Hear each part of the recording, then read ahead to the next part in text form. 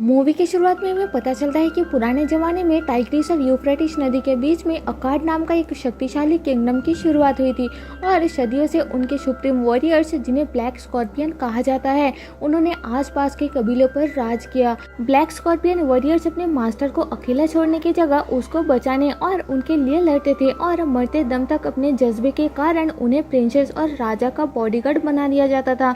इस समय राजा हामुराबी का स्पेशल बॉडीगार्ड और सबसे खतरनाक ब्लैक स्कॉर्पियन है असुर।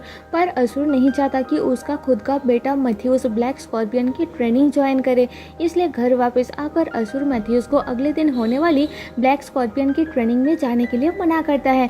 मैथ्यूस जिद्दी टाइप का बच्चा होता है। अपने फेम के लिए वो अगले दिन चोरी छुपे उस ट्रेनिंग में चला जाता है, जिसमें टोटल 24 बच्चे भाग लेते हैं। वहाँ राजा का आर्मी कमांडर शरगन उन्हें ट्रेनिंग देने के लिए आता है और उन बच्चों को बताता है कि फाइट के बाद उनमें से बस 12 बच्चे ही ब्लैक स्कॉर्पियन की आगे की ट्रेनिंग के लिए चुने जाएंगे और 6 साल की हार्ड ट्रेनिंग के बाद उनमें से जो लोग ट्रेनिंग कंप्लीट कर लेंगे उन्हें ब्लैक स्कॉर्पियन में शामिल किया जाएगा। फिर शरगन उनके बीच फाइट स्टार्ट करवा देता है, जिस दौरान मैथ्यूस के सामने उसकी दोस्त लैला आ जाती है और मैथ्यूस उसे पहचान लेता है। लैला इस कंपटीशन में चोरी छुपे भेष बदल के भाग ली थी, क्योंकि इस ट्रेनिंग में लड़कियां अलाउड नहीं है। इतने में शरगन भी लैला को पहचान लेता है और उसे पकड़ के अपने साथ ले जाने लगता है। तो मैथ्यूस लैला को बचाने के लिए शरगन को मारने लगता है, पर वो पकड़ा जाता है और शरगन उसका गला काटने ही वाला होता है कि तभी वह मैथ्यूस का फादर असुर आके शरगन को रोकता है और उन दोनों में फाइट होती है। फिर राजा आकर उन दोनों की लड़ाई रोकता है और असुर राजा का स्पेशल आदमी होने के कारण उल्टा शरगन को चुप करा देता है, पर बदले में असुर को उसका बेटा मैथ्यूस को ब्लैक स्कॉर्पियन की ट्रेनिंग में भेजने के लिए कहता है। शरगन अच्छा इंसान नहीं है, वो उस राज्य को हड़पना चाहता है। वो असुर से जलता है और अपनी इस बेइज्जती का बदला लेने के लिए रात को असुर जब सो रहा होता है, शरगन अपने काले जादू से बहुत सारे जहरीले बिच्छू को भेज के असुर को मरवा देता है।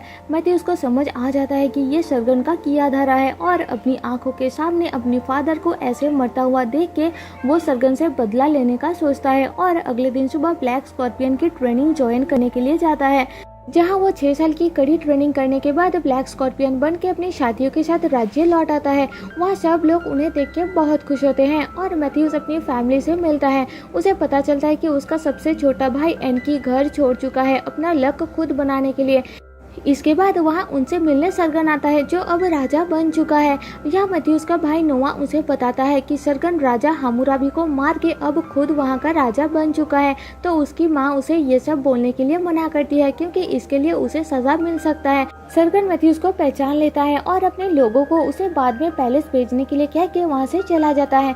इसके बाद मैथ्यूस पैलेस पहुँचता है और शरगन उसे अपना पर्सनल बॉडीगार्ड बनने का ऑफर देता है, पर अगर उसने अपनी राजा के साथ चीटिंग किया तो उसे अपनी जान गंवानी पड़ेगी। मैथ्यूस मान जाता है और शरगन उसे दोबारा अगले दिन सुबह पैलेस बुलाता है। अगले दिन सुबह मैथ्यूस पैलेस पहुंचता है और उसे पता चलता है कि शरगन ने अपने लिए मैथ्यूस का लॉयल्टी चेक करने के लिए उसे पैलेस में बुलाया है और उसने नोआ को बंदी बनाया हुआ है। फिर शरगन उसे बताता है कि नोआ उसके बारे में गलत बातें फैला रहा है कि वो राजा हामुराबी को मार के खुद राजा बना है, इसलिए पनिशमेंट के लिए नोआ का गला काट के शरगन मैथ्यूस को अपनी ईमानदारी प्रूव करने के लिए कहता है।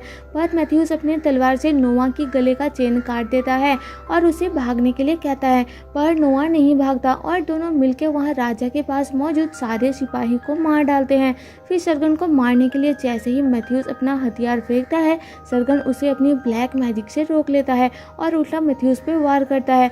उससे बच के मैथ्यूस नोआ को लेकर भागता है और शरगन एक तीर पे ब्लैक मैजिक करके उनके पीछे लगा देता है। दोनों भागते हुए किंगडम से बाहर निकल जाते हैं, पर थोड़ा दूर जाने के बाद वो तीर सीधा पीछे से नोआ को लग जाता है और नोहा वही मर जाता है। ये देख के मैथ्यूस अपने आप को संभाल नहीं पाता। दुख और गुस्से से वो चिल्लाने लगता है।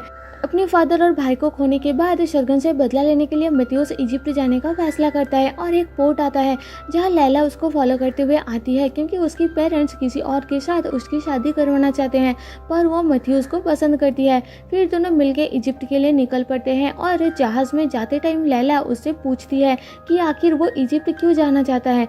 तो मैथ्यूस बताता है कि एक टाइम पर उसकी फादर अशुर ने इजिप्ट की फेरोज की प्राइवेट गार्ड के लिए फाइट की थी और उनकी जान बचाई थी। इसलिए बदले में वो फेरोज से उनकी शक्तिशाली ओशिरिस जादुई भाला लेकर शरगन को मारना चाहता है। उसकी ये सब बातें पास बैठा एक राइटर आरी सुन लेता है और कहता है कि ओशिरिस का भाला सिर्फ इजिप्ट के शैतानों को मार सकता है, शरगन को नहीं। तो मैथ्यूस आरी से शरगन को मारने का रास्ता पूछता है। आरी बताता है कि ग्रीक का एक महान फाइटर डेमोक्लेस अपनी तलवार से हजारों दुश्मनों को अकेला मार गिराया था, क्योंकि उसका वो स्पेशल तलवार जीवस की लाइटनिंग बोल्ट से बनाया हुआ है और उसी तलवार से शरगन को मारा जा सकता है। पर बाद में उस तलवार को अंडरवर्ल्ड की क्वीन अस्तार्ते को एज ए गिफ्ट दे दिया गया था। वो जगह बहुत ही खतरनाक है क्योंकि वहाँ शैतानों का राज है। मैथ्यूस बहुत सारा सिल्वर सिक्का देकर आरी को उन्हें उस जगह तक ले जाने के लिए मना लेता है। इसके बाद वो लोग नोशस नाम की एक सिटी पहुँचते हैं जहाँ से अंडरवर्ल्ड जाया जा सकता है। रात को वो लोग चोरी छुपे महल के बाहर आते हैं और लैला वहाँ की गार्ड्स को भटका के उनसे महल की मेन गेट का चाबी ले लेती है, लेकिन अंदर जाते ही वहाँ के सिपाही उन्हें देख लेते हैं और उनमें फाइट होती है। आरी जल्दी से गेट का चाबी खोलता है और वहाँ उन्हें एक लीवर दिखता है जिसे प्रेस करते ही वो लोग एक चेम्बर के अंदर गिर जाते हैं जहाँ पर बहुत सारे लोगों को कैद करके रखा गया था। मैथ्यूस उन लोगों को उन्हें बंदी बनाने का रीजन पूछता है तो पता चलता है कि उन लोगों को अलग अलग जगह से लाकर वहां कैद किया गया है एक मॉन्स्टर को सर्व करने के लिए। वहां का राजा मिनोस का मानना है कि वो मॉन्स्टर जो कि हाफ इंसान और हाफ बुल है उनके सिटी का हिफाजत करता है और बदले में उसे इंसानी मांस यानी हर रोज एक एक इंसान खाने के लिए सर्व किया जाता है और इसी वजह से उन लोगों को वहाँ कैद करके रखा गया है। तभी उन्हें एक मॉन्स्टर की भयानक आवाज़ सुनाई देती है और मैथ्यूस वहाँ मौजूद सब लोगों से उसकी मदद करने के लिए पूछता है ताकि वो उस मॉन्स्टर को मार सके, पर कोई मदद के लिए राजी नहीं होता। तो मैथ्यूस लैला के साथ मॉन्स्टर को मारने के लिए चला जाता है। इधर एक आदमी आरी से मैथ्यूस के बारे में पूछता है तो वो बताता है कि वो अशुर का बेटा है।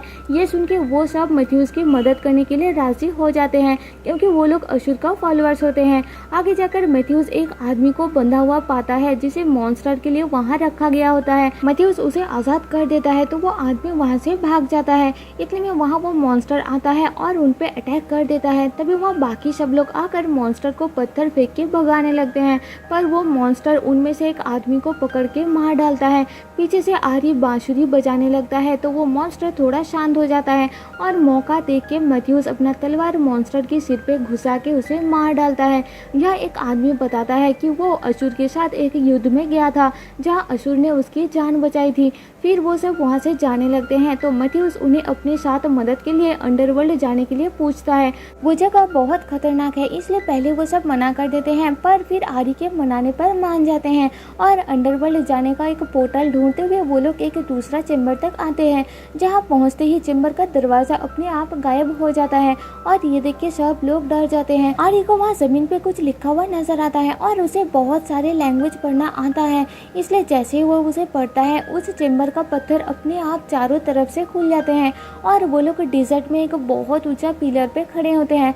मैथ्यूस को वहाँ अपने मरे हुए फादर की आवाज़ सुनाई देता है जो उसे फेथ के साथ आगे बढ़ने के लिए कहता है। फिर मैथ्यूस जैसे ही नीचे की तरफ अपना पैर बढ़ाता है वह सपोर्ट के लिए एक छोटा सा पत्थर खुल जाता है और दूसरा पैर आगे करने पर वो सीधा नीचे जाकर गिरता है, पर उसे कुछ नहीं होता क्योंकि वो पिलर भी अब नीचे आ चुका होता है। इस तरह से नीचे गिरने के कारण बाकी सब मैथ्यूस पे हंसने लगते हैं। फिर आरी उन सबको बताता है कि इस अंडरवर्ल्ड में कोई भी जीवित इंसान 1 घंटे से ज्यादा नहीं रह सकता, इसलिए 1 घंटा पूरा होने से पहले उन्हें उसी पिलर तक वापस आना होगा, वरना वो लोग पत्थर के बन जाएंगे।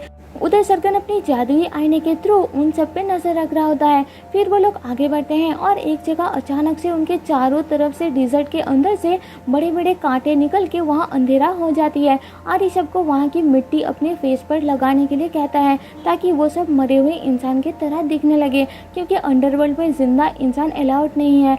आगे बढ़ते हुए उन्हें बहुत सारे कीड़े लगे हुए डेड बॉडीज नजर आते हैं। मैथ्यूस को अशुर के भेष में शैतान नजर आता है। उसके तरफ देखते ही मैथ्यूस की आँख में दर्द होने लगती है, तो आर्य उन सबको शैतान की आंखों में देखने के लिए मना करता है। फिर उनमें से एक आदमी को वहाँ कीमती पर्ल्स नजर आता है और जैसे ही वो उसे उठाता है शैतान आकर उसे मार देता है। फिर वो सब एक गुफा के अंदर पहुँचते हैं जहाँ उनके सामने क्वीन अस्तार्ते आती है और उन सबको उसके सामने घुटने पर झुकने के लिए कहती है, पर मैथ्यूस झुकने से मना कर देता है तो अस्तार्ते उस पर बुरी नजर डालने लगती है, जिस कारण लैला गुस्सा हो जाती है और अस्तार्ते को अपनी ब्लैक पावर को छोड़ के एक नॉर्मल इंसान की तरह उससे लड़ने के लिए भड़काती है। फिर उन दोनों में फाइट स्टार्ट होती है, जिसका फायदा उठा के मैथ्यूस अपने लोगों के साथ उस तलवार को ढूंढने के लिए जाता है। अस्तार्ते अपनी पावर से जमीन में एक होल बना के लैला को उसके ऊपर लटका देती है। तभी मैथ्यूस आकर उसे रोकता है और अस्तार्ते की नीड्स को पूरा करने के बदले वो अपने लोगों को वहां से रिहा करने का डील करता है, पर वो डील पूरी नहीं हो पाती क्योंकि आर्य को वो तलवार मिल जाता है और वो उसे लेकर मैथ्यूस को देता है। तभी अस्तार्ते लैला को उस होल में फेंक देती है, पर मैथ्यूस उसे बचा लेता है और वो सब वहाँ से भागने लगते हैं। 1 घंटा पूरा होने में अब ज्यादा टाइम नहीं बचता। वो लोग भागते हुए उस पिलर पे चढ़ जाते हैं, पर पोलक्स नाम का एक आदमी टाइम से पिलर पे चढ़ नहीं पाता और वो वही पत्थर का बन जाता है। फिर वो लोग दोबारा से उसी महल के अंदर आ जाते हैं। इधर अस्तार्ते सरगन से मिलने आती है और उसे बताती है कि मैथ्यूस अंडरवर्ल्ड से वो तलवार लेकर भागा है, वो तलवार वापस नहीं मिला तो अंडरवर्ल्ड खतरे में आ जाएगा, इसलिए सरगन को वो तलवार वापस लाना होगा, जिसके लिए सरगन अस्तार्ते से और ज्यादा पावर्स मांगता है। क्या पता चलता है कि सरगन को अपनी पावर्स अस्तार्ते से ही मिला है। अस्तार्ते उसे और ज्यादा पावरफुल बना देती है और बदले में उसे हजारों लोगों की कुर्बानी देने के लिए कहती है। राज्य पहुंच के मैथ्यूस देखता है कि राजा का लोग वहाँ के आम लोगों को जबरदस्ती कहीं ले जा रहा है। 2 बच्चों से मैथ्यूस को पता चलता है कि राजा ने उन सबको अरीना में इकट्ठा होने के लिए कहा है। फिर मैथ्यूस लैला को फोंग के साथ अरीना में भेज के खुद आर्य के साथ सरगन को मारने के लिए जाता है। अरीना पहुंच के लैला देखती है कि वहाँ बनी अरेंजमेंट के जरिए सिपाही सब लोगों को तेल से भिगोने लगते हैं। सब वहाँ से निकलने की कोशिश करते हैं, पर वहाँ से बाहर जाने का सभी रास्ता बंद कर दिया जाता है। इधर मैथ्यूस महल पहुँचता है और सरगन असुर के भेष में उसे डिस्ट्रैक्ट करके उसके हाथ से तलवार दूर फेंक देता है, जो आर्य के पास जाकर गिरता है। मैथ्यूस आर्य से वो तलवार मांगता है, पर आर्य उसे सरगन को दे देता है और पता चलता है कि आर्य उसी का आदमी है जिसे सरगन ने ही मैथ्यूस के पीछे भेजा था। उसने जानबूझ के तलवार के बारे में मैथ्यूस को बताया था ताकि सरगन उस तलवार को अस्तार्ते से हासिल करके और ज्यादा पावरफुल बन सके। पर जैसे ही वो तलवार से मैथ्यूस पे अटैक करता है, टेबल से टकरा के वो तलवार टूट जाता है, क्योंकि आर्य ने उस तलवार को बदल दिया था और नकली वाला सरगन को दिया था। अब आर्य असली तलवार लाकर मैथ्यूस को देता है, क्योंकि अब वो मैथ्यूस के साथ होता है। मैथ्यूस उस तलवार से सरगन पे अटैक करने के लिए रेडी होता है कि तभी सरगन कुछ मंत्र पढ़ते हुए एक अंधेरी रूम के अंदर चला जाता है और कुछ देर बाद उस रूम को तोड़ के एक बहुत बड़ी इनविजिबल बिच्छू में बदल के बाहर आता है, जिसे मैथ्यूस बस धुएं में ही देख सकता है। बिच्छू मैथ्यूस को उठा के फेंक देता है, जिस कारण तलवार उसके हाथ से छूट जाती है और जैसे ही वो तलवार उठाने के लिए जाता है, बिच्छू उस पे सरगन का स्टैचू गिरा देता है। मैथ्यूस वहाँ से भागता है, पर बिच्छू उसे खरोच लेता है, जिससे घायल होकर वो एक जगह छुप जाता है। दूसरी तरफ फोंग और लैला सिपाही को तेल में आग फेंकने से रोकते हैं, पर सिपाही तीर में आग लगा के उसे अरीना के मिडिल में फैली तेल में मार देते हैं और धीरे धीरे आग चारों तरफ फैलने लगती है। लैला और फोंग जल्दी से आग में रेत डाल के उसे मुश्किल से बुझा के वहाँ मौजूद सभी लोगों को बचा लेते हैं। इसके बाद मैथ्यूस एक तेल से भरी मटके को बिच्छू के ऊपर मारता है, जिससे वो विजिबल हो जाता है और मैथ्यूस उस तलवार को उठा के उसके अंदर घुसेड़ देता है, जिससे सरगन वही मारा जाता है। उसके मरने के बाद वहाँ अस्तार्ते आती हैं और अपने तलवार को लेकर वहाँ से चली जाती हैं। वो मैथ्यूस को कुछ नहीं करती, क्योंकि उसे पता था कि मैथ्यूस उसके पास वापस आएगा। उसके वहाँ से जाने के बाद बिच्छू के खरोचने के कारण मैथ्यूस वही बेहोश हो जाता है। फोंग के इलाज के कारण 3 दिन बाद वो होश में आता है, तो सब लोग बहुत खुश होते हैं। अक्काड के लोग उनका पिछला राजा हामुराबी का बेटा सलमान ईशर को अपना न्यू राजा बनाते हैं। आर्य राइटर है, इसलिए मैथ्यूस की पूरी स्टोरी लिखता है और एक न्यू स्टोरी के तलाश में निकल जाता है।